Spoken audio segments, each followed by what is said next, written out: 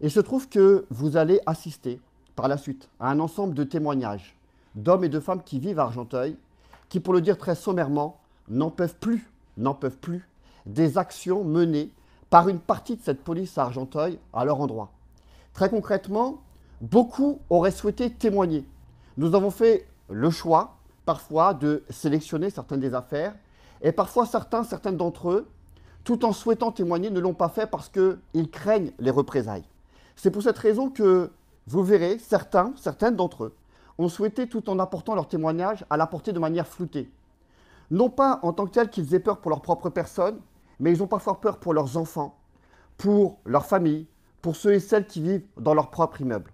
Parce que les représailles, c'est aussi une réalité. Les coups de pression dans notre ville d'Argenteuil à l'égard des jeunes des quartiers populaires, c'est aussi une réalité. À chaque fois, les affaires dont nous faisons état, ce sont des affaires qui sont en justice, sur lesquelles nous avons un ensemble de preuves, de matériel extrêmement concret, concis, qu'on pourra apporter le cas échéant. Mais une chose est sûre, c'est qu'on ne peut plus faire le silence sur ce qui se passe sur cette ville, où les contrôles aux faciès continuent, même avec une très grande ampleur, au cours desquels il y a des violences physiques et morales qui sont données à l'endroit justement de ces jeunes et de ces moins jeunes. Bonjour, tu peux te présenter s'il te plaît? Bonjour, je m'appelle Nassim, j'ai 18 ans et j'habite à Argenteuil. Très bien, et tu fais quoi dans la vie, Nassim? Je suis animateur dans une ville et je m'occupe de jeunes en difficulté scolaire. Donc voilà, Très bien. Tu les aides à quoi faire ces jeunes? à faire leurs devoirs parce que c'est souvent des jeunes qui ne peuvent pas les faire à la maison avec leurs parents. Mhm. D'accord. Alors qu'est-ce qui s'est passé pour toi? Est-ce que tu peux nous raconter la date, le lieu précis globalement et comment ça s'est passé? C'était devant chez moi le 5 janvier. Je suis allé à la banque à Sartrouville et en rentrant à mon domicile, il y avait des policiers devant chez moi et ma rue elle était barrée. Donc, ce qui fait que j'ai garé mon véhicule à une rue juste à côté. Et donc, j'ai continué à pied. Et arrivé devant mon domicile, il y avait des policiers, il y avait des jeunes. Et ça commençait à chauffer un petit peu. Et il y a un policier qui a commencé à me dire de bouger. Donc après, je lui ai dit que j'habitais en montrant du doigt juste derrière lui au train. À l'adresse en question? Voilà, exactement. Et puis après, il m'a crié dessus en me disant deux fois casse-toi, casse-toi. Donc, ce qui fait que j'ai senti une pression, je me suis retourné, j'ai commencé à marcher un petit peu vite. Donc tu as écouté ce qu'il t'a dit finalement? Exactement. Et puis après, enfin, j'ai entendu déjà un bruit et j'ai senti un gros truc me taper dans le dos et il m'avait tiré dessus au flashball. Dans le dos. Et pour moi, pour ma part, j'ai décidé de porter plainte à l'IGPN. J'ai été entendu à l'IGPN. J'ai eu plusieurs rendez-vous chez eux. Et j'ai aussi le défenseur des droits qui a pris contact avec moi et qui va m'entendre prochainement. Voilà. Et du point de vue de ce qui se passe après, dans les contacts avec la police depuis, comment ça se passe? C'est pas bon du tout. Parce que malgré cette affaire, j'ai eu beaucoup de menaces envers moi. Clairement, il me disait Nassim, t'es dans le top 1, on va t'attraper dehors, on va te faire la misère, que ce soit des amendes ou des coups. On a menacé mon petit frère aussi. On a menacé que mon petit frère, comme quoi ils allaient l'attraper dehors et qu'ils allaient lui faire la misère, pareil. Ok Nassim, donc tu attends maintenant que la justice te rende justice. Exactement. Bonjour, vous voulez bien vous présenter s'il vous plaît? Bonjour, je m'appelle Sonia, j'habite à Argenteuil. Très bien. Et vous voulez témoigner de quoi aujourd'hui? Je voulais témoigner à propos de mon fils, Samir, qui a 16 ans aujourd'hui. D'accord. Qu'est-ce qu'il fait aujourd'hui Samir dans la vie? Il est au lycée à Argenteuil. Très bien. Et alors comment ça s'est passé? Quels étaient les faits? Les faits, ça s'est passé le 14 février, Mhm. en sortant d'une association de loisirs pendant les vacances. Mhm. Il s'est fait contrôler par la police nationale Mhm. et il n'avait pas ses papiers. D'accord. Cette association, elle fait quoi dans ses statuts? Il fait des aides aux devoirs, des activités pendant les vacances, du plus petit au plus grand jusqu'aux ados. Très bien. Donc il se fait contrôler ensuite. Il s'est contrôlé par la police nationale et vu que mon fils n'avait pas ses papiers, On rappelle qu'au moment des faits, il avait quel âge? il avait 15 ans. D'accord. Donc la police a craché par terre et a demandé à mon fils de nettoyer avec sa main. C'est un policier qui a craché C'est par un terre. policier qui a craché par terre. Et il lui demande de nettoyer De avec sa nettoyer main avec sa main. le crachat qui vient Le de... crachat, ouais. Oui. qui vient de cracher par terre. Et mon fils, tellement qu'il a eu peur, il a mis sa main, il a nettoyé sa main, avec sa main. Et aujourd'hui, maintenant, est-ce que votre fils, il a des représailles jusqu'à maintenant? Est-ce qu'on lui fait subir des choses encore maintenant? Ah oui, tout le temps, tout le temps. Récemment, il a été contrôlé, pareil, contrôle de papier. Et pareil, il n'avait pas ses papiers, donc il a dit qu'il avait jeté une canette, alors que ce n'était pas mon fils. Donc il s'est tapé une amende pour canette jetée par terre, et une autre amende parce qu'il s'est rebellé. Et ça veut dire quoi? Il s'est rebellé? Qu'est-ce qu'il a fait, votre fils? Mais il a dit que c'était pas lui. Et ça suffit pour faire Et rébellion? oui, ça suffit pour eux, ouais. D'accord. Et du coup, est-ce que vous avez porté plainte suite à tout ça ou pas? Non, j'ai pas porté plainte. Pourquoi? C'est compliqué de porter plainte contre la police? C'est très compliqué parce que nos enfants, ils n'ont jamais raison, quoi. Il y a toujours une preuve qui dit que c'est eux qui ont raison. Bonjour madame, vous voulez bien vous présenter s'il vous plaît? Je m'appelle Samia. Très bien. De quoi voulez-vous nous parler aujourd'hui? Aujourd'hui, je suis venue pour témoigner pour ce qui s'est passé avec mon fils à Argenteuil, avec la police. Très bien. Quel âge il a aujourd'hui votre fils? 14 ans. Très bien. Il est au collège, il est à l'école? Il est au collège. D'accord, très bien. Alors racontez-nous ce qui s'est passé il y a combien de temps? C'était en fait, on peut dire 3 ou 4 mois. Mon fils, il sortait donc de la maison, il est parti chercher ses frères d'une association qui je mets dans le centre de loisirs. C'était un petit peu tôt, donc il est parti pour acheter des bonbons avec un copain. Du coup, la police, il est venu, il intervient, donc mon fils, il a dit, donc, est-ce que vous pouvez donner votre pièce d'identité? Mon fils, il a dit, non, moi, je n'ai pas. Ils ont dit, donc, on va vous ramener avec nous. Mon fils, il a dit, non, pourquoi? Qu'est-ce que j'ai fait? Qu'est-ce que j'ai fait, tout ça? Et du coup, donc, ils ont tapé, ils ont stranglé, et ils ont tapé contre une camionnette, contre un arbre et tout ça. Et ils ont ramené, ils ont forcé, ils les ramené avec eux à la commissariat de police. Et voilà, donc mon fils, il est passé 24 heures. Je ne sais pas pourquoi, en fait, il est passé les 24 heures. Et quand il est sorti, donc, il y a des traces de menottes. Donc, ils ont tapé avec les menottes. Il y a des traces d'étranglement et tout ça. Et moi, en fait, je portais plainte. D'accord. Ça, j'ai fait une ordonnance et j'ai porté plainte. J'ai pris un avocat. Et là, j'entends les procès. D'accord. Il y a beaucoup de témoins de l'affaire. Il y en a beaucoup qui ont assisté lorsque votre fils il a été embarqué Il y dans a la police. beaucoup, mais franchement, il n'y a qu'une seule personne qui c'est une courageuse qui est partie la témoigner. Les autres, ils ont peur de la police. Ça, c'est un des problèmes. Souvent, ils ont peur de la police. Oui, oui. Et aujourd'hui, votre fils, comment il est par rapport à la police? Il a peur lui aussi? Oui. Même moi, je perds. Voilà, mon fils, quand il sort dehors, je suis angoissée jusqu'à qu'il rentre à la maison. J'arrête pas de l'appeler, l'appeler, parce que je perds. Et quand je vais à la police, je cours tout de suite vers la maison et j'appelle tout de suite mon fils parce que je me sens pas en sécurité et mon fils aussi. Et aujourd'hui, la police, elle a porté plainte aussi de son côté? Oui, la police elle a porté plainte contre mon fils. Et ils ont dit qu'en fait, mon fils, il a tapé la policière et contre rébellion, un truc comme ça. Alors que votre fils, il était menotté, c'est ça? Oui, c'est ça. Et en plus, mon fils, c'est pas un gabarit, tout ça, ils peuvent taper, on peut être un policier, on dit comme ça, il est maigre, il est petit, c'est pas un gros garçon en fait. Et je ne sais pas comment ils peuvent faire ça. Ils sont 4 sur lui ou 3 sur lui. Comment mon fils ils peuvent taper ou faire des choses comme ça en fait. Surtout qu'il y a des témoins qui ont tout vu. Oui.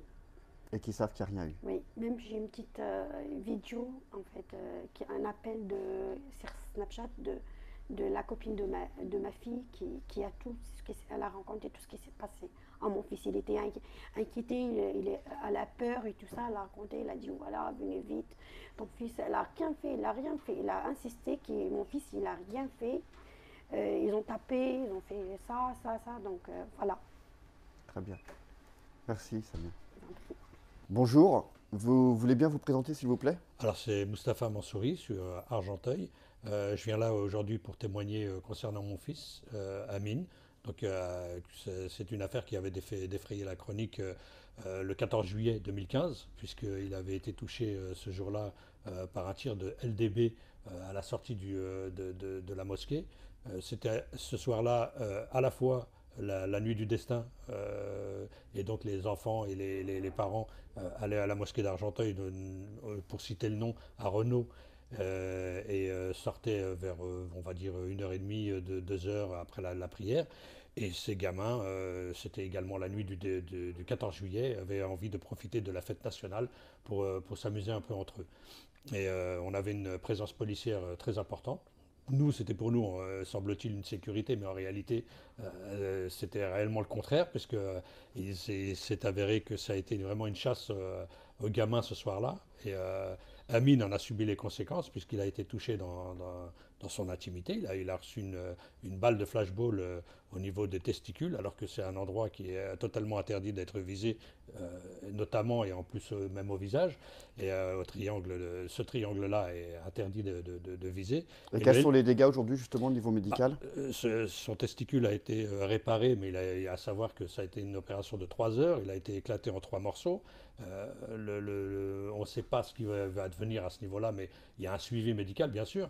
Psychologiquement, au départ, bien sûr que l'enfant a été affecté, mais énormément. Voilà, c'est son intime qui a été touché. C'est à l'âge de l'adolescence, on se pose mille et une questions sur son devenir dans sa vie intime. Et on l'a rassuré de ce côté-là, on l'a entouré psychologiquement. Aujourd'hui, ça va un peu mieux, mais bien sûr que ça a été une période très très difficile pour lui. On connaît les raisons pour lesquelles les policiers ont visé votre fils et ont visé particulièrement cette partie-là du corps. Amine, lui, sortait de la mosquée. Il était en khamis, donc il a été particulièrement visé de ce fait. C'est un musulman qu'on a visé ce soir-là. Moi, je n'ai pas porté plainte sur le fait que c'était un acte islamophobe, parce que je ne voulais pas rentrer dans cette polémique de communautarisme, etc. Et tout. Pour moi, c'est un enfant sur Argenteuil qui a été chassé, visé et touché, et ça aurait pu être n'importe lequel d'entre eux ce soir-là. Alors qu'il n'avait rien à se reprocher, il n'avait strictement rien fait. Et on regarde sur le déroulé des faits, la police n'était pas en légitime défense, il n'était pas en danger, puisqu'il poursuivait les jeunes. Et donc, il est interdit de tirer dans le dos des gens. Il est interdit de tirer s'ils ne sont pas en légitime défense. Et de plus, ils doivent avoir un élément en faction avec eux qui est prêt à secourir en cas de blessure grave sur une des victimes qu'ils auraient touchées. Et là, non, ils ont non seulement visé, tiré, touché, blessé, et abandonné l'enfant sur place et arrosé avec un coup d'acrymogène pour finir et conclure leur acte. Donc c'est inadmissible, et c'est pour ça que la plainte a été déposée, qu'on poursuit et qu'on ne lâchera pas ça à ce niveau-là. Donc actuellement, il y a une plainte qui a été déposée. Vous avez été entendu par l'IGPN? Tout à fait. On a été sollicité de nombreuses fois par Argenteuil. Ils préféraient qu'on porte plainte chez eux. La sécurité d'Argenteuil nous a demandé de venir chez eux. Je leur ai fait comprendre qu'il était hors de question que je vienne porter plainte à un endroit où peut-être le flic qui a tiré sur mon enfant va m'entendre ou va enregistrer ma plainte. Donc il en était hors de question. J'ai fait en sorte de porter plainte sur Paris à l'IGPN. C'est pas non plus forcément une bonne chose, puisque c'est la même maison et qu'ils ont plutôt mené l'enquête, on va dire, en défaveur d'Amine, puisqu'ils ont tenté de lui mettre sur le dos et le fait qu'il n'était pas là par hasard. On est passé au tribunal récemment au mois de mars, puisque une plainte a été déposée contre lui par la police sur son action ce soir-là. C'est-à-dire qu'en parallèle de la plainte que vous avez déposée, vous, la police, comme à son habitude, porte plainte de l'autre côté et lui reproche quoi à Amine? D'avoir commis des actes de violence à l'encontre d'un représentant de l'ordre. Donc c'est systématique, toutes les victimes, et on a vu avec de nombreuses associations, toutes les victimes de violences policières sont systématiquement accusées de violences ou d'actes à l'encontre de la police. Mais là, il s'avère que nous sommes passés au tribunal, qu'il a été totalement blanchi, puisqu'il n'y a aucune trace de quoi que ce soit d'interdit qui a été fait de la part d'Amine. Il a été suivi par... Ils ont visionné, on va dire, une dizaine de caméras ce soir-là pour voir si tout le cheminement de la mosquée au moment où il a été touché, il n'avait pas commis le moindre acte interdit. Bon, rien n'a été prouvé, il n'a rien fait. Donc voilà. Et le problème qu'il y a, c'est que comme je vous ai dit, une dizaine de caméras qui ont été visionnées, et 3 qui étaient bien placées pour filmer l'acte de la police sur le tir de flashball. Ces 3-là, comme par hasard, ne marchaient pas ou on n'a pas les enregistrements.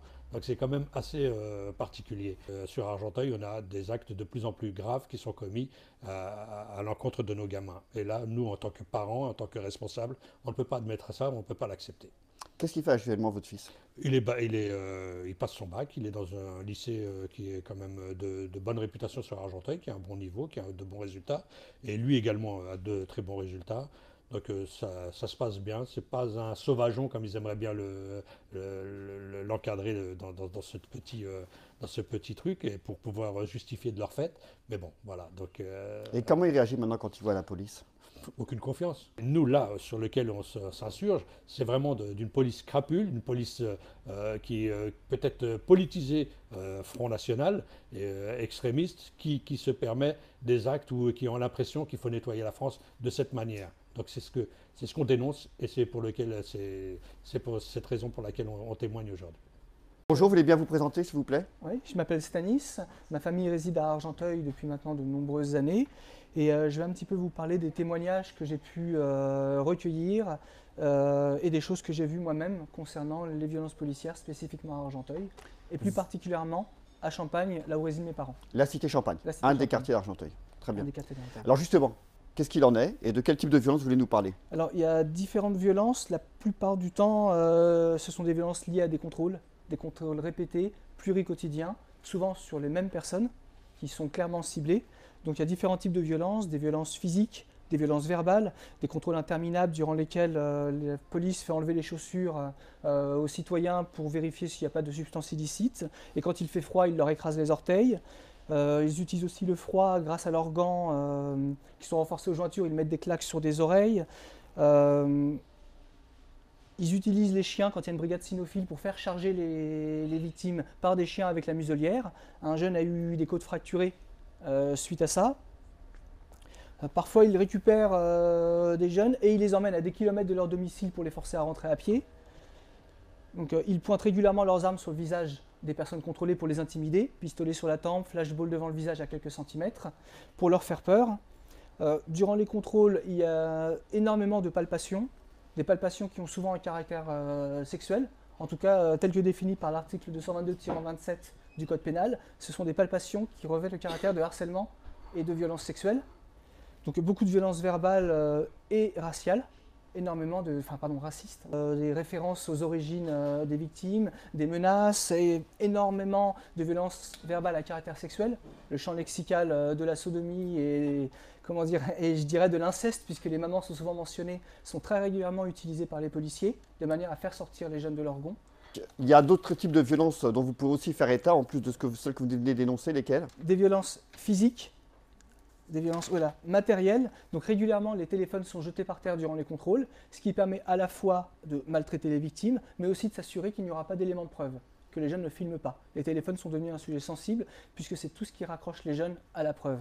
Et il y a également les violences judiciaires et administratives, donc énormément de faux PV, des PV dressés, ce qu'on appelle des PV caniveaux ou des PV à la volée. Le policier ne le dresse même pas devant le citoyen, qui n'est même pas au courant qu'il a été verbalisé. Il recevra juste une amende forfaitaire majorée quelques mois plus tard. Et là, il apprendra que ce jour-là, les policiers l'avaient verbalisé à son insu. Vous avez des exemples justement d'amendes en tant que telles? Précis, oui. Je pourrais vous parler d'Éric, par exemple, qui a été verbalisé par les policiers parce qu'il n'avait pas mis son clignotant lorsqu'ils l'ont contrôlé, qu'il s'est rabattu. Il pensait n'avoir que cette amende et 3 points moins sur son permis. C'est un an plus tard qu'il a appris qu'il lui avait infligé 7 autres PV. Des PV pour tout, des PV pour une remorque qu'il ne possédait même pas, des PV pour absence de triangle, des PV pour pneus lisses, pour un véhicule orné d'un élément tranchant, des PV pour absence de rétroviseur, pour des phares non conformes. Il trouve tout et n'importe quoi, mais un citoyen peut être verbalisé à 10 reprises en 8 minutes sans même être au courant. Je peux vous donner un autre cas d'un livreur qui travaillait avec son scooter et qui a été verbalisé en 17 minutes à hauteur de 2 300 €. D'accord, plusieurs fois. Il a été verbalisé pour plusieurs raisons. Plusieurs raisons, en quelques minutes, pour un montant de 2 300 €. C'est systématique, les faux PV. Et tout ça, vous avez des preuves écrites? Oui. Alors, j'ai déjà les PV eux-mêmes. Une personne verbalisée en 8 minutes, 8 PV pour un véhicule qui ne peut même pas porter de remorque, et pour quelqu'un qui n'en a jamais eu, ce sont des preuves assez éloquentes. Tout ça, encore une fois, a été mis en ligne sur un journal, Mediapart pour ne pas le nommer, Oui. c'est bien ça? Alors tout ça, c'est dans un, enfin pas tout, mais un article en fait. Mediapart est venu à la rencontre de cette population pour vérifier par eux-mêmes les éléments en notre possession et justement sortir cet article de décembre 2017 à Argenteuil, les policiers musellent les habitants à coups de PV. Il y a un autre sujet qu'on voulait aborder avec vous, c'est concernant un tir de flashball, de LBD, comme on dit dans le jargon quasiment technique, lanceur à balles défensives qui envoie des balles à plus de 330 km/h. Et il se trouve que l'un des jeunes en a été victime à la Cité Champagny il y a quelques temps. Est-ce que vous voulez bien nous dire quelques mots là-dessus? Oui, mon petit frère étudiant, en fait, était à Argenteuil. Il rentrait chez un ami à Argenteuil le dimanche 30 octobre. Un rodéo sauvage qui est absolument indépendant du quartier, qui a parcouru toutes les villes de la région parisienne pendant des jours ce dimanche, est passé à Argenteuil. Les policiers sont intervenus. Ils n'ont pas respecté la règle selon laquelle, pour intervenir sur la voie publique, un policier ne doit pas créer plus de danger que celui qu'il tente d'endiguer. Donc, ils ont gazé, ils ont tiré et ils ont blessé du monde. Mon frère a été blessé au visage. Et là, ensuite, on a eu affaire à une autre technique policière. Il a été blessé au visage comment, s'il vous plaît? Alors, il a reçu un tir de flashball à la mâchoire qui lui a ouvert la bouche sur plusieurs centimètres, qui lui a fracturé donc, la mâchoire, pose de plaques, opération, dents cassées, etc. Également des problèmes nerveux. Il est allé à l'hôpital d'Argenteuil, également à l'hôpital de la Pitié-Salpêtrière, puisque le problème était trop grave pour être pris en charge par l'unité d'Argenteuil. Donc, depuis, nous avons essayé donc, de porter plainte auprès de l'IGPN, auprès de la gendarmerie, justement pour le faire reconnaître comme victime.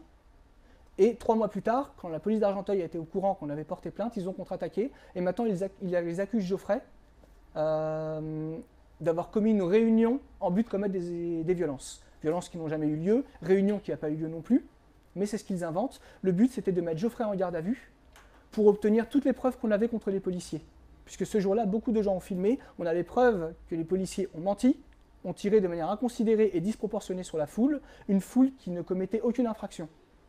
Et donc, on a les preuves. Ça a fait peur aux policiers, et depuis, ils nous ont harcelés. Harcelés administrativement, juridiquement et physiquement, puisqu'ils sont venus devant chez nous, ils m'ont suivi, ils restaient de longues minutes devant chez moi pendant que je rangeais les courses, ils restaient devant mon père pendant qu'il balayait l'allée de notre jardin, et depuis, on subit un véritable harcèlement policier. Donc, mon frère a été placé en garde à vue, et la garde à vue n'était absolument pas dans le but de faire la lumière sur les accusations, les charges qui pèsent sur lui, de cette réunion en vue de commettre des infractions, mais uniquement de savoir quels sont les éléments de preuve. Ils ont fouillé son téléphone, ils ont menacé de venir retourner notre maison et de saisir tous les PC pour avoir ces vidéos. Ils voulaient ces vidéos dans lesquelles on voit les policiers qui commettent les infractions. Et nous n'arrivons pas à faire valoir nos droits en tant que victimes, mais en quelques mois, toute la machine judiciaire s'est mise en branle contre Geoffrey pour l'écraser un maximum. Très bien. Avec la complicité du parquet de Pontoise, que j'ai sollicité à plusieurs reprises par l'intermédiaire du défenseur des droits, en accusé-réception, et qui met des mois à répondre à un simple courrier pour m'envoyer un courrier type disant c'est en cours. Voilà.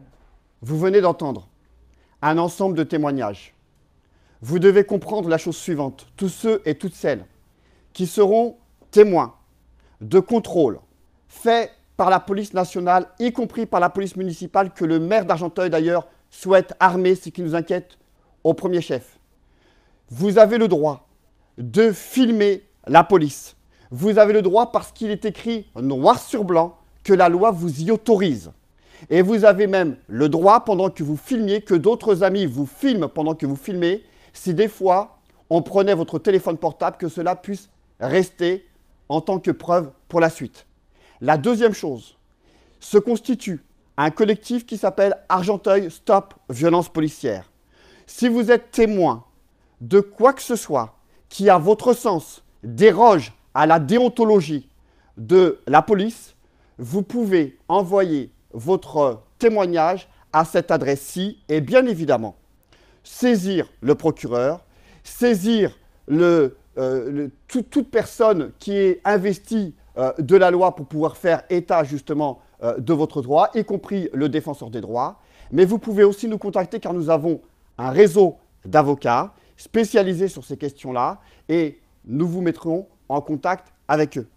Il s'agit bien évidemment, tout le monde l'aura compris, de faire respecter la loi et en l'occurrence de ne pas admettre qu'il y a une partie de la population qui est entièrement à part, mais qui est à part entière dans l'engagement citoyen qui est le nôtre. Quelles que soient les positions idéologiques des uns et des autres, nous sommes ici et nous voulons y vivre avec dignité pour nous, nos enfants, nos frères, nos sœurs et tous ceux et toutes celles qui ont l'accent accroché au visage, n'en déplaise à toutes les idéologies d'extrême droite qui gangrènent une grande partie aujourd'hui de la société. Il faut voir ici cette réaction de citoyens et citoyennes comme une réaction à laquelle nous aurions tous à y gagner. Voilà pourquoi ce n'est pas ici un problème d'Arabes, un problème de Noirs, un problème de Roms. C'est un problème politique qui doit engager l'ensemble de la société et nous appelons tous ceux et toutes celles de bonne volonté qui veulent nous rejoindre pour le respect de tous nos droits, eh bien, de le faire dans les plus brefs délais.